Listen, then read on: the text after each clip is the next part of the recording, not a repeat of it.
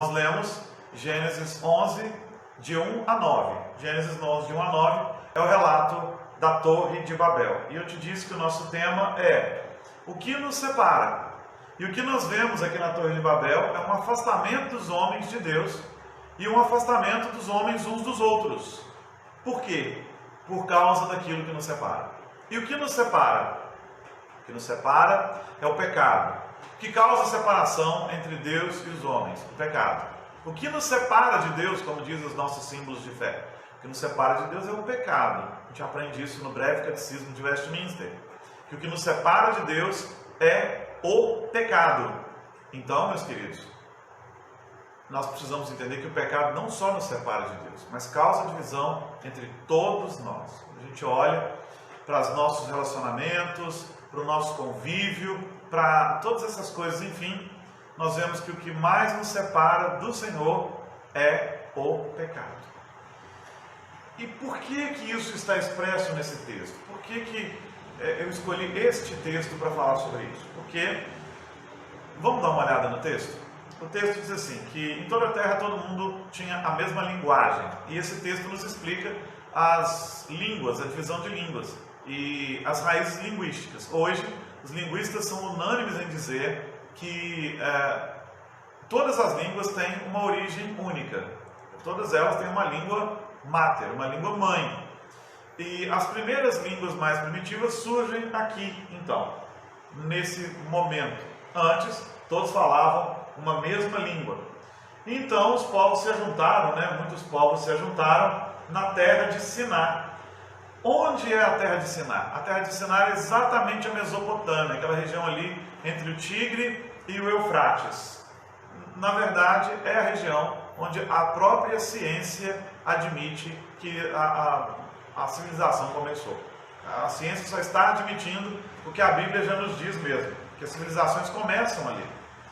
Mas só que eles disseram uns aos outros, vamos fazer tijolos, vamos queimar bem esses tijolos, para que eles nos sirvam de pedra, e o betume de argamassa. O betume, o asfalto que a gente tem de argamassa. Os babilônicos construíam muito com esse tipo de coisa mesmo. E eles disseram, vamos edificar para nós uma cidade e uma torre, cujo topo chega até os céus. Aqui nós começamos a ter um problema com o pecado, que é o que justamente causou a divisão. A primeira coisa é que esses homens queriam se juntar, todos num único lugar. E Deus tinha dado uma ordem clara, de que o homem devia crescer, se multiplicar e encher a terra. A ideia do Senhor é que o homem se espalhasse sobre a terra e dominasse sobre ela. Esses homens querem fazer justamente o contrário. Eles querem ficar juntos e eles não querem cumprir o mandato do Senhor para a vida deles. Se você pega o relato da criação, Deus tinha dito isso para Adão, que eles deviam crescer, multiplicar e encher a terra.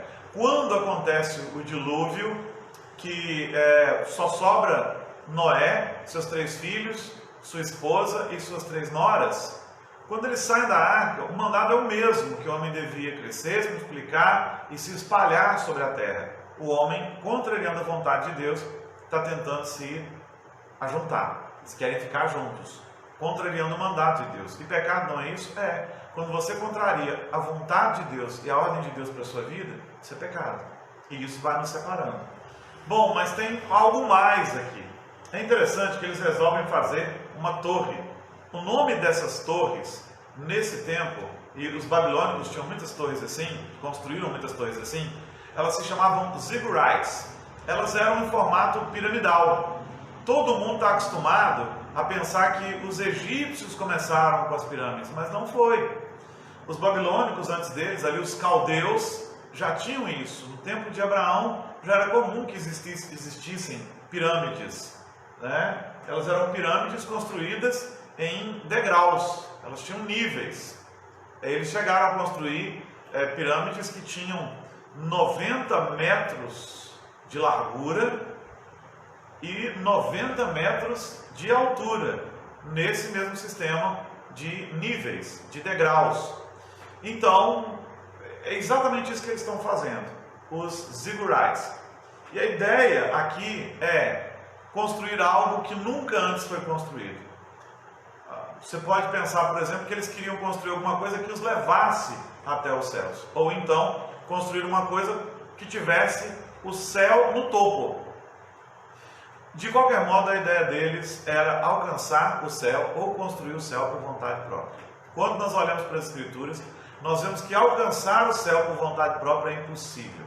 Desde Adão, nenhum homem pode alcançar o céu por esforço próprio, por obra própria ou por vontade própria. Isso é um pecado. Toda vez que você tenta acabar com a graça de Cristo e tenta conquistar o céu por vontade própria, você está cometendo um grande erro. Se nós pensarmos de outra maneira, que eles estavam tentando construir o céu para eles no topo dessa torre, isso também é um grande erro. Por que isso também é um grande erro? Porque o homem não pode construir o céu aqui na terra. Existe uma religião de matiz oriental, com ideias orientais, que se chama Igreja Messiânica. Ela não crê no Messias, que é Jesus, mas ela ensina que nós construímos, o homem é o Messias, o homem é seu Salvador, e nós construímos o céu aqui na terra. Eles alegam que nós podemos construir o céu aqui na terra. Eles têm uma publicação, um livro chamado Os Alicerces do Paraíso, e eles dizem que você pode construir o céu aqui na terra. Não pode. Isso não vai acontecer. A gente vê o que o homem faz. O que o homem faz é destruir. O que o homem tem construído? Nada. Ele tem recursos para acabar com a fome, mas os interesses políticos não deixam. Nós estamos vendo aí as epidemias, né? Muitas delas fruto da, entre aspas, pesquisa do homem, da sua curiosidade, que acabam produzindo vírus mutantes, coisas que não mudam espontaneamente, como o homem quer nos ensinar. Um vírus não sofre mutação espontânea, tem intervenção do homem nesse negócio. Então nós vemos que pela natureza pecaminosa do homem, o homem jamais construirá o céu aqui na terra. E também jamais alcançará o céu por esforço próprio. De qualquer maneira, essa construção, ela era algo orgulhoso. Os homens queriam construir algo jamais visto, porque eles queriam construir algo grandioso, que os colocasse num status de homens admiráveis, que fossem adorados mesmo. E isso é pecado e ofende ao próprio Deus. Então o texto vai nos dizer que o Senhor, ele vem observar o que o homem está fazendo. E ele diz assim lá no verso 6: eis que o povo é um, todos têm a mesma linguagem. Isso é apenas o começo. Agora não haverá restrição para tudo o que intentam fazer. Deus, conhecendo o coração do homem, ele sabe que isso era só um começo de uma rebeldia. O homem se tornaria muito mais rebelde. No verso 7 ele diz assim: vinde, desçamos e confundamos ali a sua linguagem. Desçamos, sim, a Trindade Santa entra num acordo. Deus, Pai, Filho e Espírito Santo, um só ser, nas suas três pessoas, entram em acordo e eles resolvem o seguinte: nós vamos confundir a língua dos homens. Assim nós vamos separar os homens e nós vamos frear esse orgulho do homem de querer ser maior do que Deus ou tão grande quanto Deus. E nós vamos ao mesmo tempo fazê-los cumprir o que eles não estão obedecendo. Nós os levaremos a se espalhar sobre a face da terra. Então, aquilo que parecia ser mal, a confusão de línguas, ela na verdade faz com que o homem cumpra os desígnios de Deus, coisa que o homem não queria fazer. Há males que de fato produzem bem para as nossas vidas. E este é um deles. O Senhor confundiu as línguas e então os homens deixaram de pecar contra Deus. E ao invés de Deus derramar o seu juízo sobre a vida do homem, ele simplesmente confunde a língua deles. E aí surgem os grupos linguísticos. Um grupo só falava uma coisa, não se entendia com o outro não se entendia com um. Você cria vários grupos linguísticos, cada um desses grupos vai procurar um canto para si, e eles cumprem o mandato de Deus, que era de se espalhar sobre a face da terra. Até quando Deus está executando juízo sobre nós, ele manifesta a sua graça e a sua misericórdia. Porque o que Deus podia ter feito aqui nesse momento era ter destruído o homem, fulminado o homem, mas não é o que Deus faz. O que Deus faz? Ele age com misericórdia, trazendo sobre o homem algo que o faz cumprir a sua vontade. O que nos separa, então, é o pecado. O pecado do homem causou separação entre o homem e Deus. E o pecado do homem, o nosso pecado, causa separação entre nós mesmos. Por isso a gente tem conflitos familiares, por isso a gente tem conflitos nos ambientes de trabalho, por isso a gente tem conflitos na sociedade, por isso a gente tem conflitos entre nações, por causa do pecado e do orgulho do homem. E há remédio para isso? Sim, se você for a Atos capítulo 2, capítulo 2 já abre nos contando a história do Pentecostes. E no Pentecostes, o Senhor Jesus cumpre a sua promessa de enviar o outro Consolador. O outro Consolador é o Espírito Santo. Jesus já havia morrido na cruz, ressuscitado, cumprido a sua obra, e então ele ficou ainda com os discípulos até o Pentecostes, até a festa do Pentecostes, e depois de alguns dias estando com os discípulos, ele sobe aos céus. E depois de 50 dias da morte e ressurreição do Senhor, após 50 dias da Páscoa, vem a festa do Pentecostes, o povo está reunido em Jerusalém, e ali o Senhor envia o outro Consolador, que é o Espírito Santo. E o sinal distintivo desse momento é que os discípulos, que não tinham estudo algum, eles começam a falar em outras línguas, não línguas estranhas, mas línguas conhecidas. O Espírito Santo age de tal maneira que ele faz com que o Evangelho seja pregado e compreendido por todas as nações ali presentes.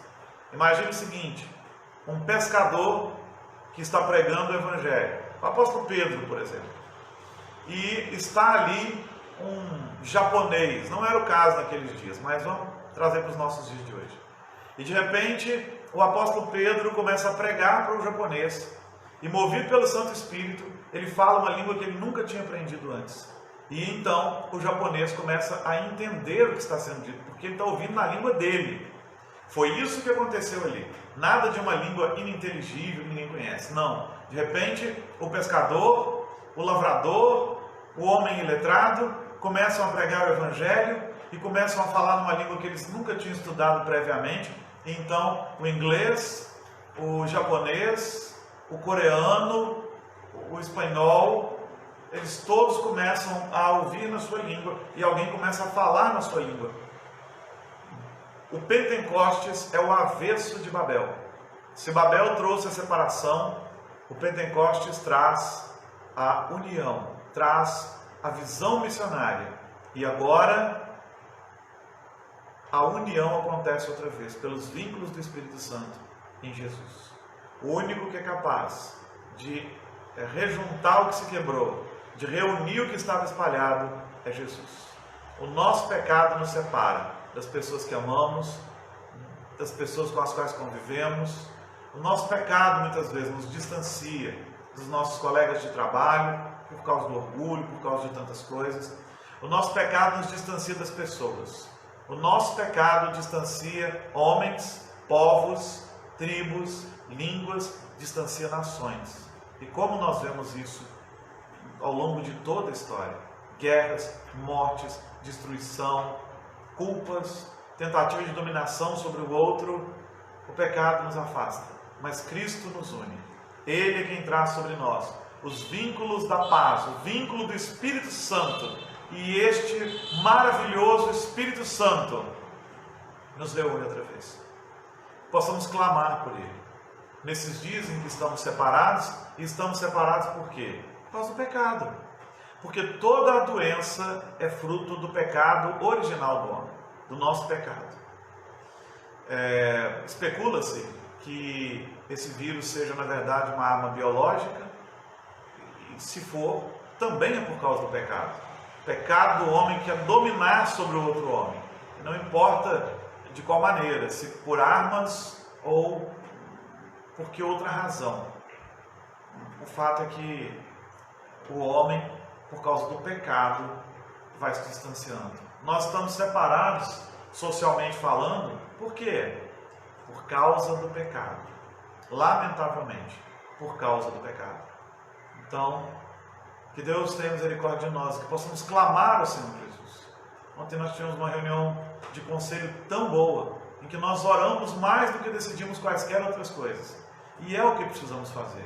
Clamar, orar ao Senhor, buscar o Senhor porque tudo o que vivemos é fruto do pecado. Do pecado do homem, é consequência dos nossos pecados e, sobretudo, é fruto do pecado original, do pecado dos nossos primeiros pais, pecado que também teríamos cometido se estivéssemos no lugar deles.